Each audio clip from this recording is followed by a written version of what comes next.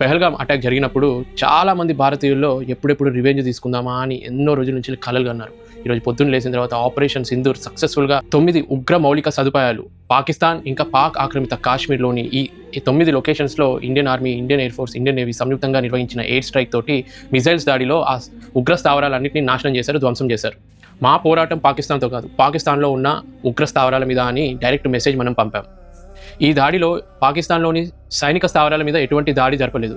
మీ అందరికీ తెలిసిందే, పెహల్గాం అటాక్ జరిగినప్పుడు ఈ దాడి గురించి మీ PM మోడీకి చెప్పుకోండి అని చెప్పి ఎవరైతే టెర్రరిస్టులు అన్నారో వాళ్ళకి కరెక్ట్ ఆన్సర్ ఈ రూపంలో మనం ఇచ్చాం. ఒక విధంగా పాకిస్తాన్ మనకి థ్యాంక్స్ చెప్పాలి. ఎందుకంటే వాళ్ళలో ఉన్న టెర్రరిస్టులని మనం చంపి వాళ్ళ స్థావరాలను నాశనం చేసి వాళ్ళకి హెల్ప్ చేసినట్టే కదా, వాళ్ళు చేయాల్సిన పని మనం చేయాల్సి వచ్చింది. దీనిపై పాకిస్తాన్ ప్రధాని రెస్పాండ్ అయ్యాడు. మీ తాత్కాలిక ఆనందం కొన్ని రోజులే, శాశ్వత దుఃఖం ముందుంది అని చెప్పి వార్నింగ్ ఇస్తున్నాడు. ఒక్కటి గుర్తుపెట్టుకోండి, అధర్మం ముందు ధర్మం ఎప్పటికైనా విజయం సాధిస్తుంది. ధర్మానికి మూలం మా భారతదేశం.